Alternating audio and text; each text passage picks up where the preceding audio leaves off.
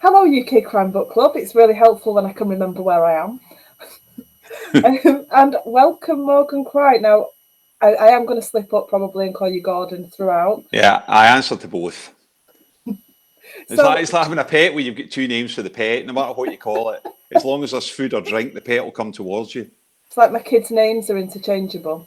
Ah, tell me about it. My mum, there's four of us, and my mum for her whole life used to go, Gordon, David, Alan, Morgan, whoever your name is, come here. And you had to figure out who it was. When mine were little, it was whichever one of them was doing something they shouldn't be. They were all called that, so you could Yeah, tell who'd misbehaved last because that's everyone's name. that's good. I must remember that. We should really get into this. So I can see gorgeous book covers behind you. Have you got any in front of you as well, or are we just pointing? I've got to. So give us an introduction. Put my teeth back in. So I'm Morgan Cry, real name Gordon Brown, and not the Gordon Brown. I'm so tired of that. So I've got two books out in the current series, which you can see behind me, 31 Bones and Six Wounds, and I'll explain a bit about them. But this Six Wounds is now my ninth novel. So I've had 9 out since 2008 or 2009. So I think it's not quite one a year. It's one every year and a bit. So my first couple of books were crime books, then there were thrillers, and now they're crime books but set in Spain, which is exactly where I am at the moment. Bit of background on the books probably helps. Or do you want a bit of background on me first? What way around do you want it, Sam? Whatever way you want. I'm just happy that you're here. Well, I'll tell you a bit about the books first, right? Okay, so why write about the expat community in Spain? It's a good shout. We're lucky enough to have a place in Spain in a town called Javia, which is about halfway between Alicante and Valencia. So if you ever look at a map of Spain and you run your finger down the right-hand side, there's a wee bump, which is the furthest east you can go. And right opposite is Ibiza. We live on the wee bump. Well, we don't live in the wee bump. We're out here about 4 months a year. So that's where we have a place. We've had it for about 8 years. And at the time when we came out here, I wasn't writing crime books. I was writing thriller books. A guy called Craig McIntyre. They were based in the US. They were completely different to anything I'd done before. But when I was out here, one of the interesting bits for me was just getting used to the local culture, Spanish culture. But in fairness, the expats out here, and there's a lot of really nice expats. I think there's something like 300,000 Brits live in Spain, across up and down, I mean, all over. And most of them are fine. But I'll be honest with you, there's a few oddballs. And I kind of remember where the idea for the first book came from. So 31 Bones starts off. It's Daniela Coulston, who's a insurance telephone operator back in the UK. Her mother dies. Her mother's in her late 70s, and she thinks she's coming out for the funeral. She knows her mother owns a bar, but she's been estranged for 20 years, not talked to her mother in 20 years. She comes out to get the bar, and that's when everything kicks off, because it turns out her mother's not what she thought she was. Her mother is a gangster to a certain degree, has a gang around her called the Expatriates, which are a bunch of dysfunctional expats, and they all live and breathe and do everything else they can in a pub called Se Busca, which is Spanish for the wanted. And they live in a town called El Descaro. I didn't Google it because I knew you'd tell us. So yeah, I know. Well, originally the first book was going to be called Se Busca, then it was going to be called The Wanted, and then it ended up as 31 Bones. But the publisher thought Se Busca was too much of an ask. You know, if you walk into W.H. Smith in Glasgow, Se Busca looks like, I don't know, if you know your Spanish, you might think, I don't know, that what kind of book is it I'm buying? But the whole point of the exercise was that they live in that pub in a town called El Descaro, which kind of means the nerve, you know, and the nerve of it. It doesn't exist. But I'll be honest with you, it does. It's actually Javia where we live. I've just cheated and changed the name. And the reason I did that was because it's expats and we meet expats, the first question you get asked when you've written a book about expats set in Spain and you're out in Spain is there anyone in there that you know? And the answer is, I'm not saying. I'm not telling. But the reason this came about was there's a bit of a strange story. I began to realise whenever you met a lot of the expats that live here, a lot of them live under the radar. That's kind of changed with Brexit, but a lot of them were out here. Not a lot of them, that's not true. Some of them were out here and some of them were flying under the radar. They were living here more than they should. They weren't registered with the authorities. And I was sitting in a bar one night with my wife and this guy's sitting next to us and he turns around, just chatting. And he says to me the strangest thing. He says, I'm currently playing golf on the south coast of England. And I'm like, what? And he says, yeah, no, at this moment, right at this moment in time, I'm about the fifth hole on a golf course in the south coast of England. And I went, I have no idea what you're talking about. And he said, there's a 4-ball. If you know in golf, they go out in 4s. He says, they go out every Saturday at 2 o'clock. And he says, I'm one of the 4th ball. I still had no idea what he was talking about. And then he started to say, but only 3 of them go. And I went, okay, I don't, why? And he goes, well, on top of that, and this is the start of the conversation. This is exactly how he started it. I buy about half a dozen Ryanair tickets a year for like 10 quid. Yep, as many as I can of the cheap ones. So if the tax man ever comes for me in Spain, I'm able to say, well, I don't live in Spain, I live in Britain, and here's my flight tickets, yeah, and I have a golf membership back in the UK, and I play every Saturday. And he says, so therefore, I stay out here, but they think I'm back in Britain, which is what a lot of them do, or a small amount do. And the reason they do it is for tax advantages, and they like being out in Spain. And I was like, really? And then he said, what do you do? And I said, I'm a tax inspector from the UK. And I let him hang for about 5 seconds. And he was like, what? And then I bet he said, oh, no, I'm not. I'm really not. But it was funny. The fact he said that, I thought, that's just weird. Why would you tell someone you'd never met? And over the next about 6 months, we kept meeting people like that. People that would tell you amazing stories. Some of them dodgy, some of them not. So this idea started to form in my head about maybe there's something out here about a crime series set in the expat community in Spain, along with the Spanish at the same time. And that's kind of where the idea got born in the first place. And I went to look up, and what I found strange is I haven't found any other books, very few other books set in that community.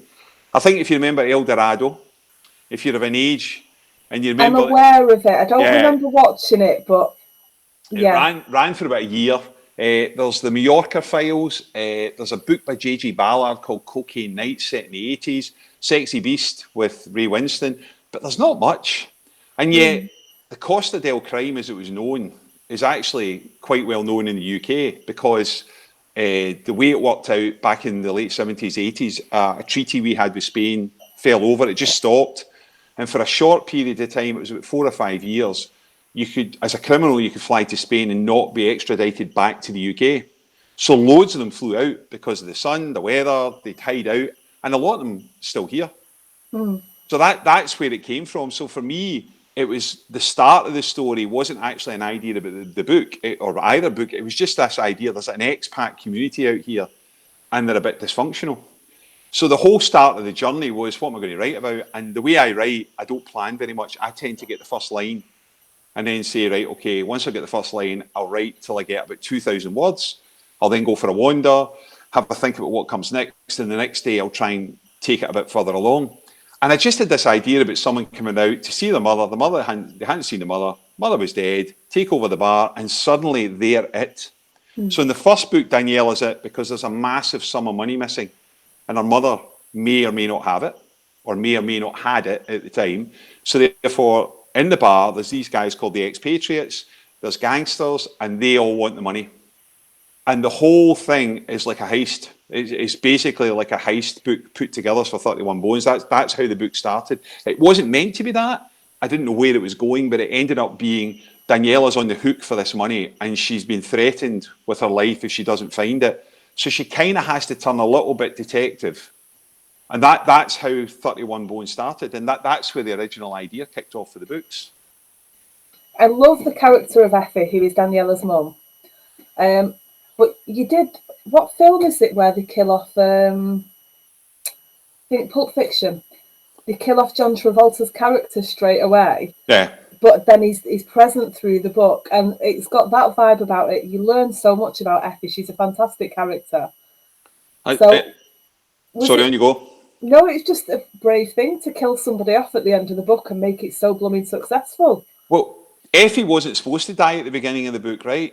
right? So when the opening of the book, which We should point out that that isn't a spoiler. it's not a either. spoiler, because to be Literally. fair, it happens in the first 6 pages, so it's hardly Yeah. like there's literally she has one scene in both books, and that's it. She gets one little scene of 6 pages where she's trying to con someone out of €25,000, and then she dies, and you don't know whether it's she dies in natural causes or whether somebody was involved, but she dies. And that's the end of Effie, other than the fact that when Daniela comes out, the one thing she doesn't want to be is a mother. Because her mother left when she was 16, her mother left on her own with her aunt, didn't get in touch, and suddenly 20 years out, she goes out to the funeral. But the one thing the books are about is desperately Daniela trying not to be a mother. So she inherits not only a pub, but this whole life where the expectations are so high about what Effie did. So therefore, the belief is that somehow Daniela has to step into the shoes to survive, and she knows nothing about that world. It is gangsters, it is bent accountants, it's bent lawyers. The whole team are a dysfunctional team, and somehow she has to fight her way through it. And that to me is, I quite like that in books. I like taking a character is out of place and dropping them into the water, if that makes sense. We definitely did that. Yeah. Poor Daniela. I know. And the fun thing is, it's great because you can throw so much nonsense at her. And I'll come on to the second book, that you just throw increasing amounts of nonsense at her. But she's actually whip smart. I mean, that's the whole point of the book is she's actually smarter than anyone else around her. Her problem is she's been in a life where she's never had to use it as much as she does now, because now she has to think on her feet. And strangely enough, the reason I picked up insurance, as I know someone in the insurance world, a lot of the insurance claims operatives, they have to think on their feet. They get conned all the time. You know, people phone up and say, you know, I've had the following happen, and they've got to kind of go through the pace of, you know, did it really?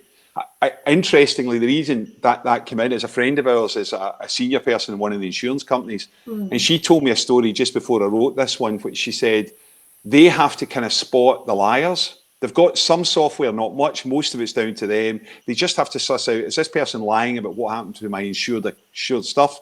And I said, give me an example. And she goes, well, she got a phone call from someone who said they'd bought this ridiculously expensive rug, right? And they'd insured it. And then very quickly afterwards, they phoned up to say that someone had been decorating the house, spilt paint on it, and they wanted it replaced for thousands and thousands of pounds, right?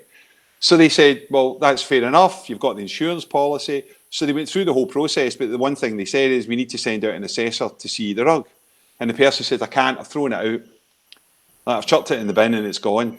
And the insurance person went, that's all fine and well, but we can't pay out unless we know it's actually gone. And they had a big argument, and the insurance operator knew there was something wrong. And eventually the person agreed. He goes, well, it's actually out in the back garden. If I need someone to come out, he says, send someone out. So a couple of days later, whoever it was, they sent someone out to go. Sure enough, there's a rug, nowhere near as expensive as they said it was, and the paint was still wet. So clearly they'd gone out the back garden on the day of the insurance assessor, found a rug, bought one, poured paint on it, and then claimed. And I thought that's quite good, because Daniela, through the books, uses a bit of that nonce that she got to try and figure out.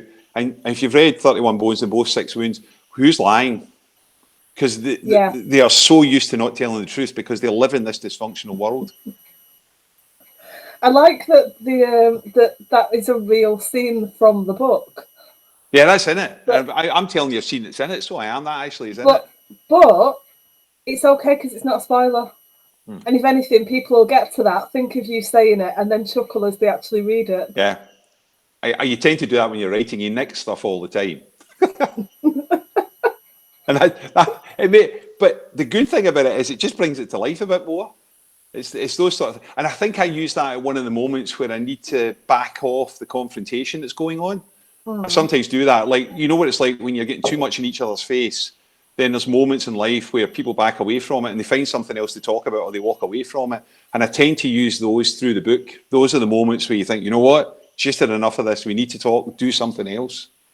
One of the kids has just come in and shouted, "Hi, top of the voice. I'm live. Go and do something somewhere." They are old enough to be dealing with themselves, and everybody else is in the house. So I've not got any kids running around. Haven't you got them organised just to go and bring you regular beer? I'll bring my own beer. I'm set up. I'm good. But there are 4 of them, and it does come in handy. Yeah, not gonna lie. but they do have interchangeable names. Every time I see you now, I'm going to chuckle at your mum with the 4 names. Yeah, she does that all the time. It's like me with my name. When I changed my name from Gordon Brown to Morgan Cry, it was done because Polygon, when they took the deal, I'd already got the books with Gordon Brown. Gordon Brown is a nightmare for Google. It's a nightmare for search engines. It just gets Gordon Brown, the ex-Prime Minister, all the time. So one of the things they did with Morgan Cry was they said, can we have a new name? And I had to come up with it. And I had a few. I was thinking of James. That's my middle name. Bit boring. My dad was called Morgan. So I ended up saying, as Morgan, I said, can I use Morgan as my name? Like, you know, I thought, that's actually quite good. It's different. My dad's actually named, my grand's maiden name was Morgan. My dad was an only child. My grand didn't want to lose the name. It's not a very usual male first name, but he liked it. So I took it and I said Morgan, and Cry because it was crimey. But I had to, my youngest brother's called Morgan. So there's 4 of us, the youngest one. I had to phone him up and say, is it a problem if I use your name on my new book? And he laughed, but he said it was okay. So it's not so bad. Yeah. It wasn't quite, you know that the Elton John movie, Rocket Man, where Elton John in the back of the van, I think it's the drummer, he says to the drummer, I'm going to change my name. What are you going to change your name to? And he said, Elton John. And he goes, that's my name. Right? He says, I know. It was a bit like that when I phoned him. So that's so when you're talking about names, that's how I ended up getting Morgan. I like that. I genuinely wondered whether it was kind of one name for the Spanish books and one for the English. It never occurred to me that Gordon Brown is, you know. Oh, I've had so much history with Gordon Brown. When I brought my first book out, Falling. You ever actually met him? I have, but not formally. I've just been at an event when he was there, and I think I said hello once, but I've never actually met him. I have met other Gordon Browns. There used to be Brune from Troon, who was the rugby player for Scotland. There was an IBM director called Gordon Brown. You tend to meet them. See if you've got a famous name, you tend to meet them. It makes it even funnier because one day I met a David Cameron, and that just made it even funnier because he then went through all the other David Camerons he'd met. So and I keep thinking Gordon Brown's going to kind of fade away, but every so often he comes back. So it was kind of sensible for these books to come up with something new. I wonder if anybody ever asks him about the amazing books he's written. Hopefully, yes. One day he'll get in touch and say, I keep getting asked about these books. He said, well, the only thing I do know is it's happened to me twice. This is a long time ago, and I got to be careful with language, but I was, the general election, 2010, would it be? I was doing a signing at Waterstones, this is ages ago, in the south of Glasgow, East Kilbride, south of Glasgow. It's 3 o'clock in the afternoon, and when I do a signing, it's not like there's going to be a queue around the block waiting for signatures, right? You tend to be sitting at the crime section as Jimmy Namates, you know, and people tend to avoid you. The best way to readers avoid you is to sit at a table for a signing because they all walk round it. You know, you see them coming and then they take a 10-yard detour. Anyway, I heard at the door this ruckus. It's about 3 o'clock in the afternoon, and this woman was swearing like a trooper, right? And I'll skip out the swear words, but all I could hear was, what is he doing here? He should be running the country, right? He said, what is he doing? Promoting books. It's a general election. Why is he not? And I could hear it going on, and eventually they managed to control her, in which case she actually got away from them and got towards me. And she walks up to me really drunk and looks at me as if to say, no, you're not Gordon Brown. I went, well, I am, but I'm not the one you think it is. And she bought a book. So that was okay. Did you write something in it so that she'd remember the next day? I just wrote, what do you call it? I usually put enjoy, and then underneath I put the Prime Minister. I don't know if she noticed. I signed my name under it, so somewhere out there there's a book that says enjoy, the Prime Minister, Gordon Brown. So that'll be the one that's worth money if anyone ever finds it. Somewhere there's a woman just going, that's him and he signed my book, and that really happened. Yeah, no, she will forget. She was that drunk. She'll go, I met him. I had another one. I was, do you remember Borders Books? They're no longer with us, but Borders Books. There was a huge shop in Glasgow, and the crime section was upstairs, and I was doing a signing, and it was quite busy that day. And I was there for about 3 hours, and right at the very end, there was a set of escalators, and these 2 women come up, young women come up, head to toe in black, goth, black everything, goth gear. Walks up to us and did that, say, you're not Gordon Brown. And I says, yeah, I'm Gordon Brown, but not the ADRA. And they went, I said, why? And they said, well, we've been building up the nerve downstairs to come up and heckle you. Because downstairs there was a poster, Gordon Brown signing today, 3 o'clock to 6 or whatever the time was. And I said, well, I hate to disappoint you, but do you want a book? And they said, no, hang on a minute. And they disappeared and came back with 20 of them. They'd all been waiting downstairs. So I managed to sell a whole chunk of books that day. No. So I began to think maybe I should just promote it I was that going to way. say, so it's not the worst thing in the world then, is it? We have completely ignored, I've completely ignored all of the hellos so far. So I've got them on my phone just because I've got a lot of Facebook users here. So Tony Millington, John Geddes, Lucy Sampson, Caroline Maston, lots and lots of hellos. Lucy saying, evening, Six Wounds is fab and everyone should go and buy a copy. Oh, So I'm thank currently you. reading it. And Yeah. I've bought, so there's 31 Bones and I've got one that I've bought for somebody as well. So you are selling books. They are going. Oh, We are on the case. I have to say for this one, I was saying just offline before I met you, I said, I've never had so many good reviews on a book. It's brilliant. I love it. It's just really good. It is different. I mean, this is Six Wounds is a whodunit, which I'll be honest with you, Which I was really excited about when I realised what the second book was after loving the first one. Really excited for a whodunit. And I didn't mean to write a whodunit. I'll be really honest with you. I'll throw my hands up. Right. So at the beginning of the book, there's this idea about the pub being raided. Like the first scene is just about the pub being raided, and there's a dead body left when everybody comes out of the pub. So it's two pubs. There's two pubs in the book, Sabuska and DB, Dog Bollocks, which are two rival pubs. And they have this thing called the Steel. And what they do is every year, Sabuska has a huge wooden statue called Sabuska, which is the bandit. And DBs have a giant bulldog. Yep. And that's the mascots for the pub. And years ago, a thing started where on April Fool's Day, they try and steal each other's mascot. And the winner is whoever ends up with both, right? And that comes from a true story. I used to work in Loch Lomond when I was about 18 or 19. There's pubs on the side of Loch Lomond, and I worked in somewhere called the Inverbeg Inn. And the Inverbeg Inn, there was the Tarbert Hotel, the Cahoon Arms, all up and down the loch. And each one of them had a mascot. One had like a stag's head, one had a trophy.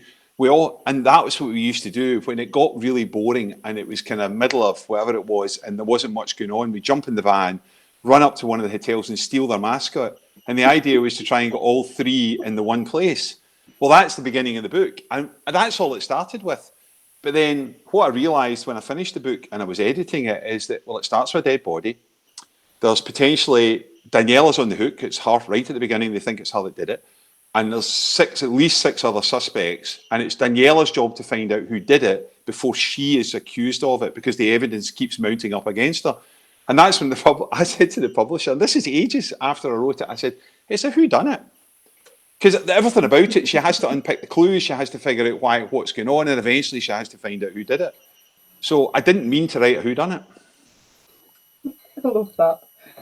Accidental genius. That's even better. That's I'll take that. I'll take that as around my in business head. card. Accidental genius. I was saying about 31 Bones. I called it. No, it's going to be me that says something. Benidorm on crack. Yeah. And I was quite impressed with myself for that. So I wondered if I'd read it that somebody else had written it. But if not, I'm claiming it. It's on the back cover. No, it's not. Can you imagine? We've got loads more hellos as well. Leslie Lloyd. And I'm looking for. I'm not getting all of the comments on my phone. So. I've got some. Hi, Judith. Judith said she met me and got a signed book. Hope you enjoyed it. Why was it called 31 Bones? I'll come back to that question. Well, I wonder, can you answer that? It's actually quite difficult because it's a bit of a giveaway. I don't think you should, purely because when I stumbled across that, that's something that I look for. So for some people, that might be a bit of a spoiler, even though technically not an actual spoiler, but kind of. Actually. It is. It's kind of a moment in the book where things change.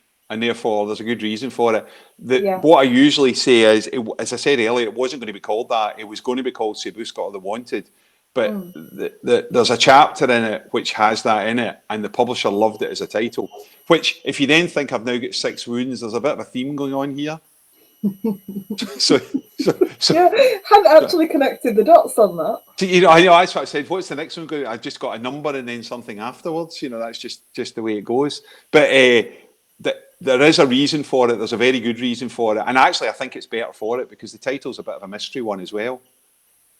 The 6 wounds as well is there's no way I can tell you why it's 6 wounds. If I can't, because again, No, I'm not there yet, and I don't want to know. I want to discover it, but I do love it when, especially with, for example, 31 Bones, and when you then stumble across it, you kind of like really pleased because it's another piece of the jigsaw slotting together. Questions that open about the book. You know, questions that you've put in our heads as the reader, and yeah, I like finding the answers. I think the key thing for me is someone said, "Can you DM me, Sam, with the reason why it's called 31 Bones?" No. Yeah, it's easy. If you can send the following check to check, shows how old I am. I'll give you the bank account. You can transfer the money. But the interesting bit is, I got asked the question in the second book: why doesn't Daniela just go home? Like, because I don't ever see that happening after just reading the first one. No. And it's her way of saying, it's almost like, you know what I was saying about turning into a mum, because that's the bit she's trying to fight, but at the same time it's kind of happening to her, and it's got that bloody mindness about it, which is, you're not going to drive me out of here. It's now my pub, it's now my gig, it's now my game. You're going to have to play with my rules. I like it. I like her a lot. She's there's humour and there's warmth and there's fire in her. You know, there's just so much to like about her. Do you want a wee secret? Do you want a wee secret? It wasn't going to be Daniela, it was going to be Daniel. See? Oh, no, hang on, there's a good reason for it. On the second chapter, not the first chapter, the second chapter, which there's not much in, I got about, because the first chapter she's not in it, I got about 6 or 7 pages in, and I had the first confrontation that happens, and I suddenly realised there's a downside. A guy confronting guys, because there's a lot of guys in a lot of the expats are guys, kind of ends up in almost a fist fight each time, right? Every time, yeah. In which case, it just wouldn't work. I flipped it to see what would happen. Very early, I flipped it to Daniela, and then I realised she was just going to have to be smarter than everybody else, because confrontation can work sometimes, but a lot of times it's how you get around it. And it just it was much easier to write, much easier to write as a story. And also, I think there's something about a daughter-mother relationship when they haven't been together for ages, because that hangs across both books. So I'm glad I changed it now, but right at the beginning, and then I thought, nah, it just doesn't work. It just doesn't work. Funny thing, I've been writing something, and my main character was called Daniel. Yeah. And I actually think it's not going to be his story; it's his sister's story. Yeah. So that's really interesting. I'm going to have a lot of questions about that. Karen McKinley says, I forgot to say hello because I was laughing so much at the stories. What's worse is if they weren't true, but they are. That's the worst thing about it. Lucy said she'd rather meet you than the other one any day. Oh, thank you. That's Judith great. met the other Gordon Brown and got a signed book, but you've read that comment out as well. Donna says hello. And I can't transfer money to... She's saying transferring money to a dodgy Scotsman's bank account in Spain. What could possibly go wrong there? Donna wants to know if you hide lots of Easter eggs in your books. I do hide bits and pieces. One of the big things about it is because I'm out in Spain, I tend to... I'm not a big one for writing when I sit in a room. I'll sit in a sofa or sit in a cafe, sit in a bar, sit in a park bench, plane, trains, automobiles. I've written everywhere. So what tends to happen is when I'm out and about, I'll see things. And it won't be so much an Easter egg in terms of it's going to reveal something, but there'll be little nuggets in there that actually happened. The one with the insurance person, there's lots of them where you just hear or see something. Like, because there's one scene with a whole bunch of women down in one of the squares, and Daniela's just sitting in the cafe, and they all come across with the kids. And one of the things out here is the kids stay up very, very late. And a lot of stuff the kids do, you kind of put into the book because it's exactly what happens here. Because the good thing with the book is there's a lot of the Spanish in it. One of the big things is there's a Capitan from the Guardia Civil, and he's a serious dude. I mean, Guardia Civil are very serious in Spain, and they investigate the high-end crimes, murders, and all the rest of it. The local police don't deal with that. And in terms of them, I've just seen them a lot. In fact, I get stopped by the Guardia Civil for speeding. Right, so we're coming into first time I've been done some speeding since the 80s, and the last time I get done in America. So we're coming in, and I had my mother-in-law and my mother in the back, and Leslie, and literally we were behind a truck, and they just pulled us in. And then when they pulled us in, I thought they were pulling the truck in, and I just went in, and they turned up an iPad, and they shoved the iPad through the window, and it was like sign, and I went, what am I signing? Like, really? And I'm like, no, hang on. And he said, no. I went, no, wait a minute. And eventually I figured out it was because I was doing about 20 kilometres over, or whatever it was, or 10 kilometres over. And I signed it. And then they took me out, showed me the video. And then it turns out it's the best thing to do. You get a €50 fine. Whereas if you say no, what they'll do is you'll then get processed through the court. That's just the way it goes, to get a bigger fine. But they were so scary. It's like, my dad was police. My dad was police for 25 years in Glasgow Police, right? And the Glasgow Police are not to be underestimated.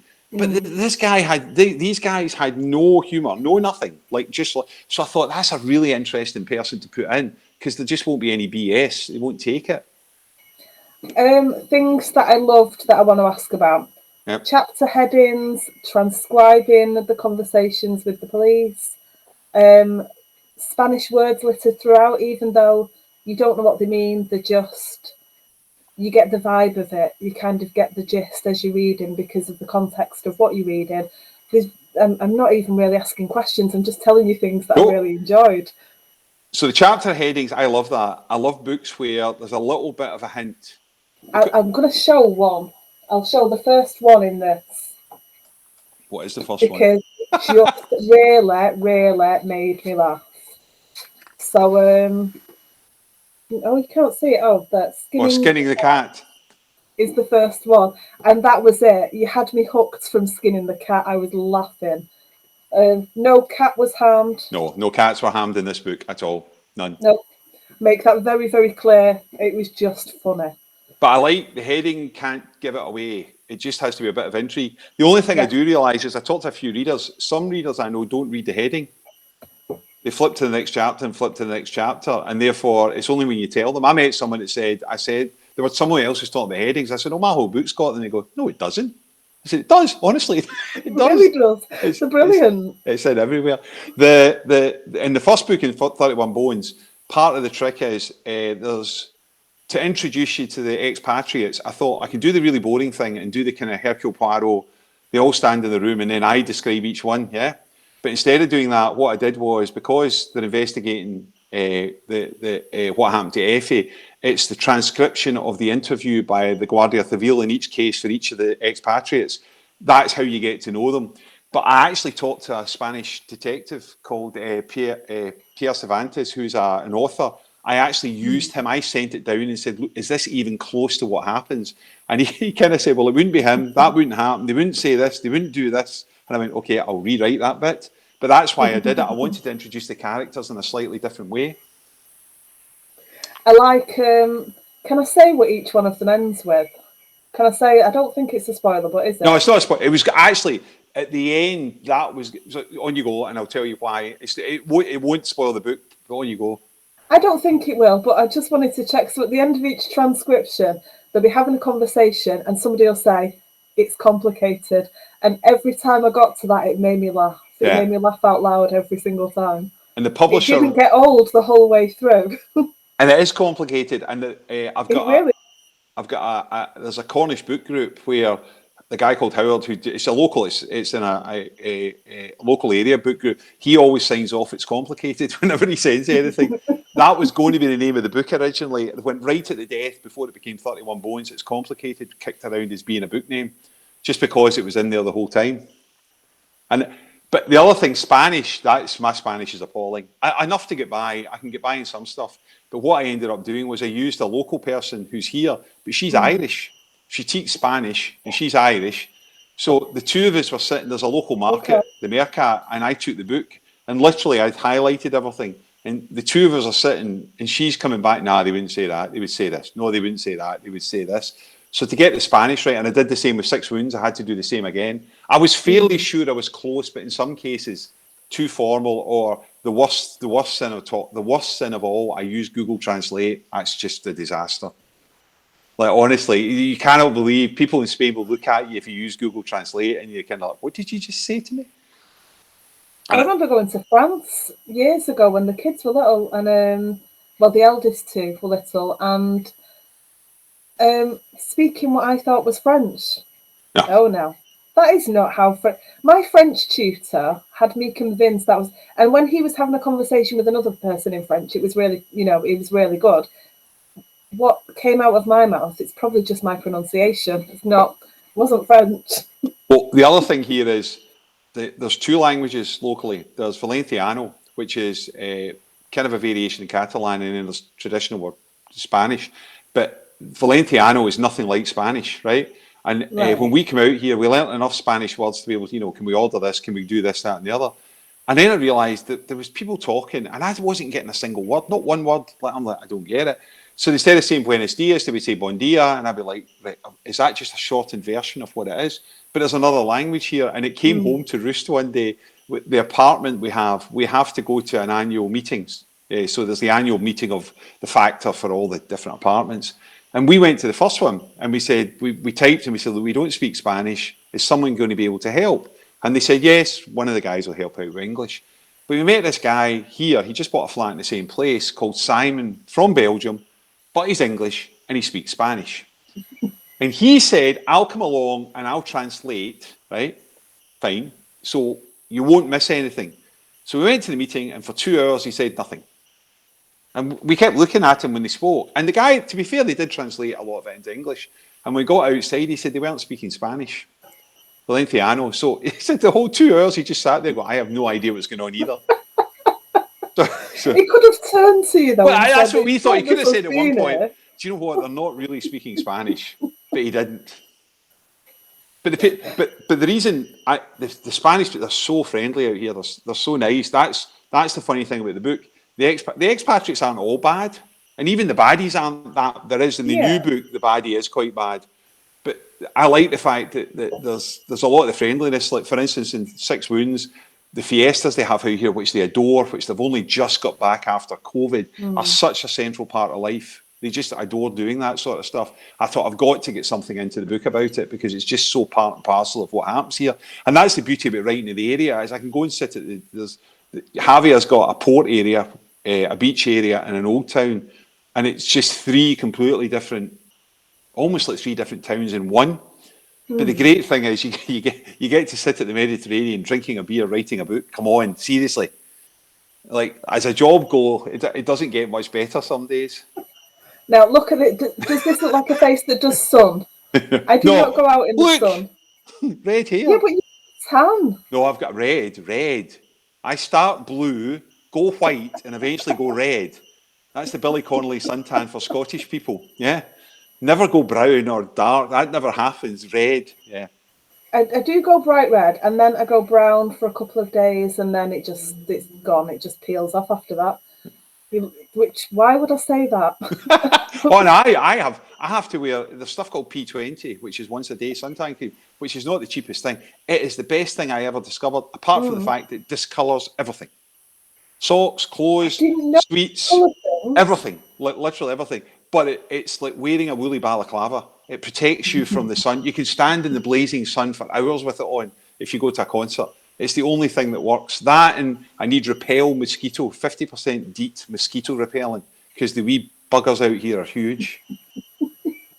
Karen McKinley says, I love you sitting in Spain drinking Iron Brew.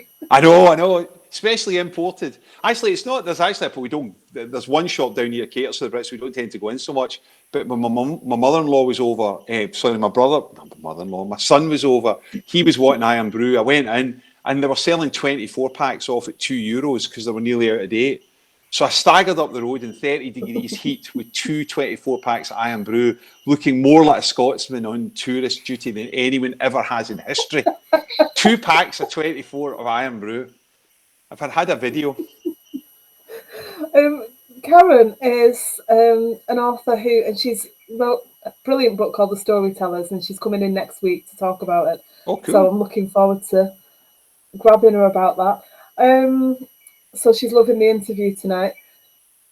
Lucy says she's exactly the same. So, and then there's like an emoji with like, that hot, sweaty emoji. Yeah. I see someone's asked the question, do the Spanish understand your accent? Yeah, that's Donna. I was just looking for who'd asked the question. Donna, no, right? Not at all. And it's worse. I have to speak slowly in Spanish. I speak too quickly, right? I know that. So speaking too quickly in bad Spanish with a Scottish accent is a real recipe for not getting anything that you ordered on the menu, right? You revert to like pointing at things, like give us a clue becomes, and I should be able to do it, but the accent gets in the way to a certain degree. The one thing I have learned about Spanish is that they don't tend to be, they're very informal. Now it's becoming more informal. A lot of the structure of sentences, they're quite happy to drop stuff. So actually asking for a table, it's a lot easier if you just simplify it. They usually understand. But 6'4", red hair, Scottish accent, speaking too quickly. 6'4"? Uh-huh. I've never actually considered any height. I never consider the height of anybody. People think I'm probably quite tall, and I'm not. I'm 5 foot. That's the benefit of Zoom. Yeah, so I've no idea how tall anybody is. Well, on that front, I'm 6'4". My daughter is 6'2", and my son is 6'8". Wow. So my wife at 5'9" is the shrimp of the family, and she gets told. I'm rapidly becoming the shrimp of the family, definitely. So when you started writing Six Wounds, were the things that you I know obviously you've written under Gordon Brown for a while, but were the things from writing this new style that helped with writing the second one because you'd done the first one? Yes, on the basis that if you read the earlier books, Falling 2 and 59 Minutes, which were a lot longer ago, they're more of this style. And it's how I started writing. It's a lot easier. I tend to use dialogue quite heavily in terms of, I'm not a big one for a big description. I quite like the fact when you talk to people, you tend to double head all the time. So therefore, people tend to, they cut sentences, they speak quickly, but it flows well. And I wanted to try and do something that sounded more natural. Also, it allows you to be a bit funnier at times as well, because you're not desperately trying to describe stuff. I'm not saying there aren't descriptions, there's loads in the book. But because I did it once, I kind of get Daniela's voice. And Daniela's voice is kind of my voice, if I'm really honest. I can kind of hear myself saying some of it and getting annoyed at some of it. And I tend to do that. I'll go on a rant. I don't mean in the book. I just will go on a rant. My mates will tell me I go on a rant. Everybody will tell me I go on a rant. So therefore, Daniela goes on a rant now and again. So it does make it easier. The difficult thing is trying to get the voices of the other people to keep them the same. And therefore, the way I tend to do it is they've all got affectations of one sort or the other that lets me pull back to what they are. So the twins repeat each other. The two twins in it say the last sentence each time. And you can, so one of them will say a sentence and the other one will say the end, something pertinent from what they've said. Yeah, the very last bit of it. The twins are hilarious. Well, yeah, it's a bit, what they did for a living is a bit of a, I'll not tell you that.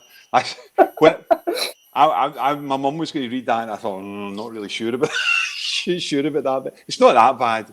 But each one of them. It's not bad. No, I'll say nothing. But the trick is, if you think about it, George, who's the accountant's failed. Yeah. Saucy, who's George, who's the lawyer's failed. Saucy, who's the accountant's failed. Skid, who's and Skid Solo. I love that. If anyone's of my age and used to read Tiger and Scorcher, there was a character called Skid Solo. That's why he's got the nickname.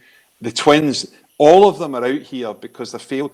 And I think part of the reason the books work is that a lot of people that came out to Sun, if you're in the UK, you think it's a wonderful life out here. But there's two things happen. One is it's not that easy to make a living. It's quite tough. You've really got to work hard. And the second thing is people don't want to go home with their tails between their legs if they're not being successful. And yet, therefore, they end themselves kind of stuck out here. Because see if you go home, you've been out here for 25 years and you go back to the UK, the first question you'll get asked is why. People will say, why would you leave Sunshine? Why would you leave all the rest of it? And if you have to admit because you didn't do particularly well and you now have to come back home, so that drives them underneath. When you read both books, that sense of, I want out of this drives what they do. You can almost get a sense of why they're doing what they're doing. Because Sabuska, by definition, as a pub, is more like an independent country, an independent state within the town. It has its own rules, its own way of working. And that there's actually little enclaves like that. You don't just find them for the Brits, you find them for most places. But because it's a criminal enclave, it just is more fun to write about. I do remember you sending us a video of and part of it was where you'd set the pub, and it's actually a car park, It's a car park, yeah, I know. and that's where you'd set it. And I remember watching that and just thinking, genius. Well, the reason was there's that many pubs here. If I set it in a real pub, someone's bound to spot it. And also, it's the sort of pub that people will remember from the 80s. Remember the pubs in Spain where they used to have currency on the ceiling?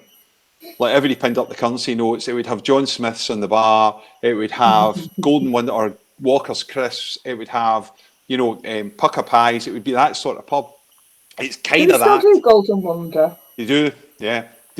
Scotland has it. I don't see it in England, but Scotland still has Golden Wonder. So it's that sort of vibe. So it kind of feels like it's its own place. It's a bit. I kind of call it a bit like a time machine.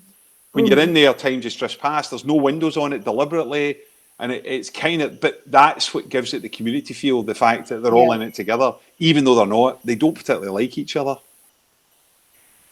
But they've obviously got things in common that keep them together. Oh, which we won't. Yeah, we won't. Lucy's saying she remembers that video.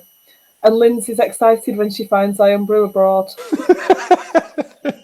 So am I. If I find that, I can't find Irn-Bru Extra. That won't make any sense. But they've got Diet Irn-Bru or Irn-Bru. Irn-Bru Extra is my drink of choice. So I'll have to find. What's the difference between Irn-Bru and Irn-Bru Extra? Irn-Bru Extra is like Pepsi Max. So it's not Diet Pepsi. It's like Diet Pepsi on steroids. So Irn-Bru's already strong enough, and then they added in. It's the worst thing you can give me. It's like giving me energy drinks. Just caffeine and me don't mix. And yet there's tons in this. It makes me fall asleep, which is bizarre. No, it doesn't make me fall. I am an absolute tea drinker. It's very, very rare that I drink coffee. If I've got a cup of coffee in my hand, something's either gone horribly wrong or it's Christmas and there's Baileys in it. Yeah. There's no in between. I love tea, cup of tea. Both my grandmothers were tea jennies. I love that. The fact you'll get tea drinkers in the books, and the reason you get it is both grands were tea. Oh my God, ridiculous. And my mother's mother made so much tea. I mean, ridiculous. An industrial amount. It's a huge big teapot, massive big metal thing, right? And she had one of those machines in the wall. You might not remember. They look like a mini hopper. They're about, I don't know, maybe 1.5 feet high, cylinder on the top, and it comes into a little nozzle, and there was a button. And every time you hit the button, you get one spoonful of tea. We had one with like a handle that pulls down to, And then when my gran moved out, they emptied the house. I wanted it and they threw it out. I was really depressed. I wanted that for the house. But my gran moved into a home, and one day I went in to see her and she was chatting away, and I said, "You want a cup of tea?" And she says to me, "Not that big a fan of tea." And I went, "What?" I've spent 25, 30 years of my life drinking nothing. That's why I drink tea. And what my gran said, which I thought was really interesting, is she didn't mind tea, but what she used it for was an excuse. If things had got awkward in a conversation, if there was a silence, if somebody new came to the door, any of that, she used it to give her a couple of minutes away to then come back into the room. And that's why she made so much tea. She would always, "Oh, do you want some more tea?" Off she would go. The door would go, "I'm going to make tea." That's why she made so much tea. I never knew that. We just drank tons of it. So just as well it wasn't whiskey. No. See, when we were 12 years old, that would have been a bad idea. Oh no. 12-year-olds and whiskey. I can't imagine that going well. No, at all. That's not going to end at all. Something else that made me laugh in 31 Bones was Skid is driving, and it's the description of his car. Oh, Escort XR3i. I actually wrote down the page number that it's on, in case you disappeared, so I could read that section. Go on. That comes. What you can remember. No, I remember the inside of it. The reason I do is one of my mates had an Escort XR3i, and it was exactly as that. It was a lad's car full of furry dice. Oh man, it's just ridiculous. Like, it's just one of those ridiculous cars to have. And at the time, though, it was cool as heck. I mean, it sounds really cliched. You watch now, Minder. No, it's really what made me laugh, because that was what I could picture. The only thing is, it's today and he's driving it. He hasn't quite figured out that's 30 years ago thing, or 20, whatever it is, length of time. But the car within it, I think that's one way to bring characters to life. If you give them something they're passionate about, It doesn't matter Yeah. what it is. So, like Saucy's packing me, he likes his drink. That's just the way it operates.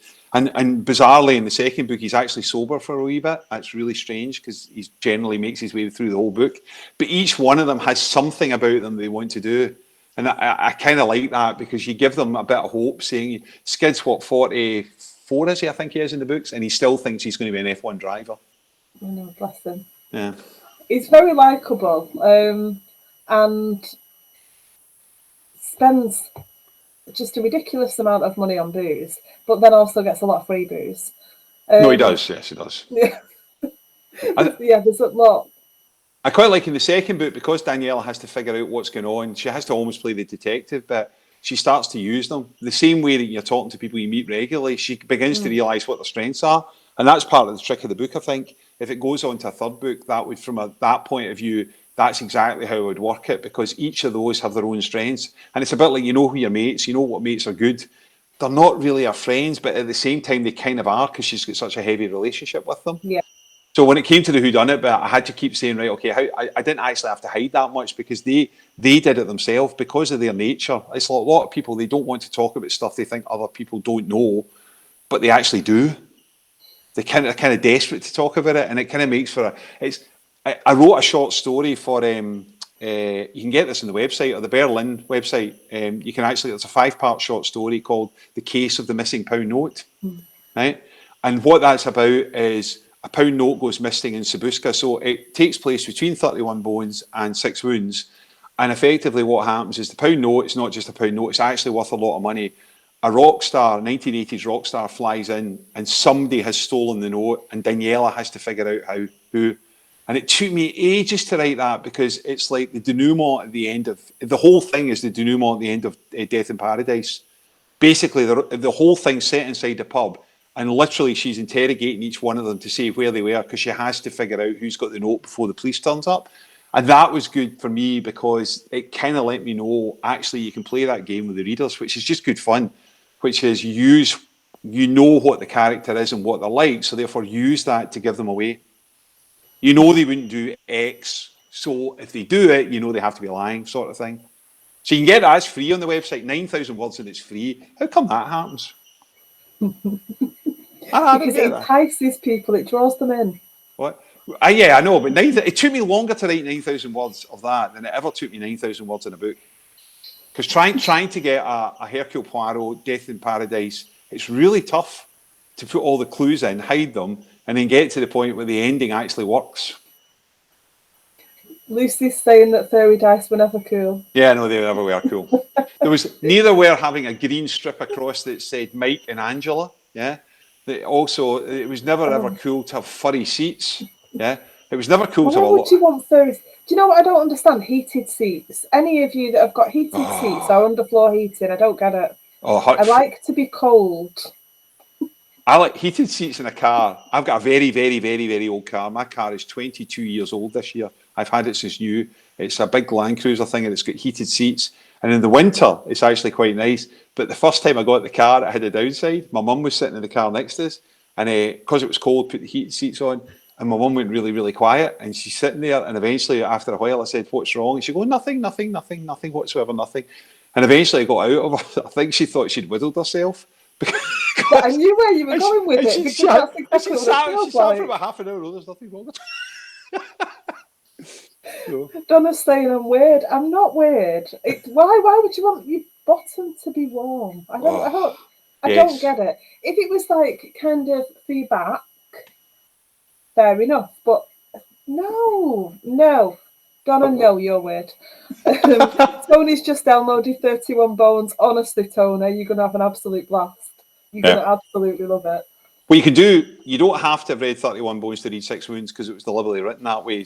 But the good news is it makes sense. Plus, there's also the short story, which is free in between. And there's a prequel, which I wrote with Douglas Skelton.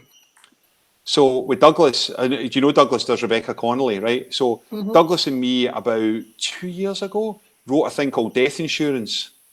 And it's Rebecca from his story and Daniela from mine. It's a novella. You can get it on Amazon.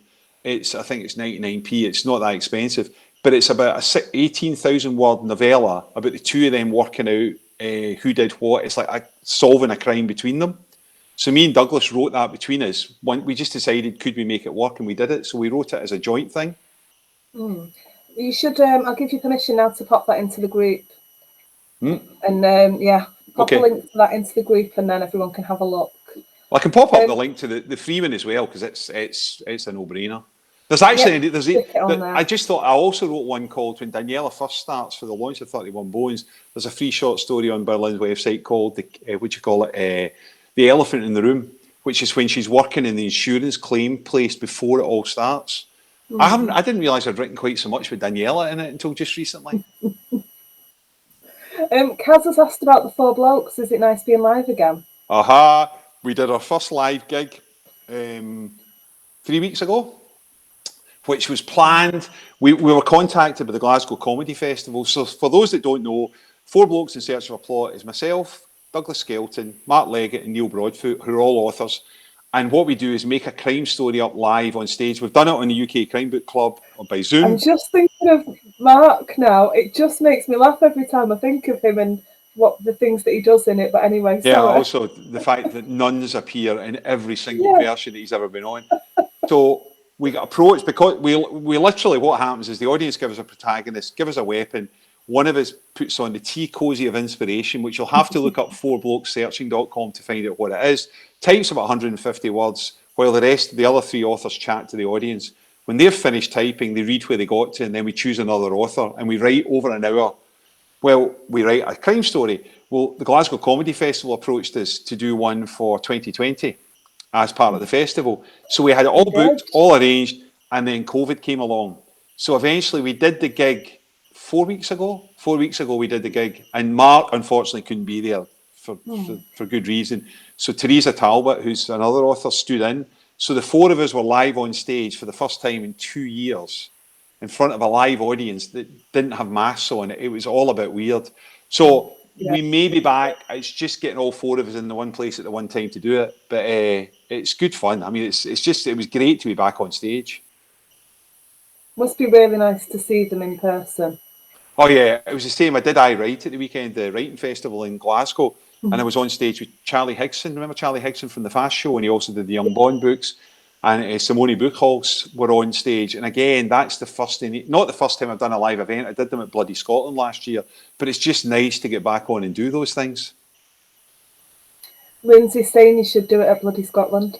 We did do it. In fact, bravely. It's so ridiculous. The first time we ever really did it, was Bloody Scotland, having never done it before. We sold it in, because I'm on the board of Bloody, because I was one of the original founding members. We sold it in as we could do this, and then realised, hell, we've never done this like that. We've done a variation, but never actually tried to make a story up live on the day. And that's how it started. So if we could do it at Bloody Scotland again, we would. But we're launching Bloody Scotland the middle of June for this year. So fingers crossed this year is going to be huge, but we've not got the restrictions.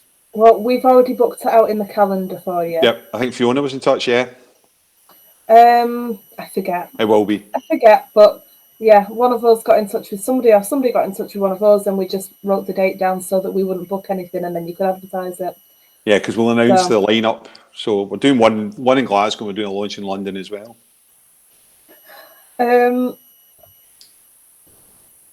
Somebody said yes, nuns, and I can't see who it was. Oh, but, nuns. Makes me laugh. Nuns. Oh, it's Lucy. Of course it's Lucy. Lucy loves the nuns. Mark, every single time we've done Four Blokes, it takes Mark, when it's his turn, sometimes not the first time, but guaranteed by the second time, a nun appears, and the nuns with exocets or nun. Oh God, I get. We started off with the view this could be a relatively serious story. We have never written a story. We've written a serious story. Actually, on the Four Blokes website, I think there's about 9 stories. Because I tell you what is interesting. See if you read them, that's exactly how all of us find writing the first draft of anything is. What you're looking at is the rawest version possible of a story. I just think it's hilarious watching you all. And do you know what? It's just turned 8 o'clock. Oh, so it has. We're 9 o'clock here. Yeah, I actually can't believe that hour I feel like we've been sat here for 5 minutes, just chatting away. And then I looked down and I was like, it's already 8 o'clock. Donna says not the first time she's been told she's weird, won't be the last. It's not been for me. People are always saying I'm weird.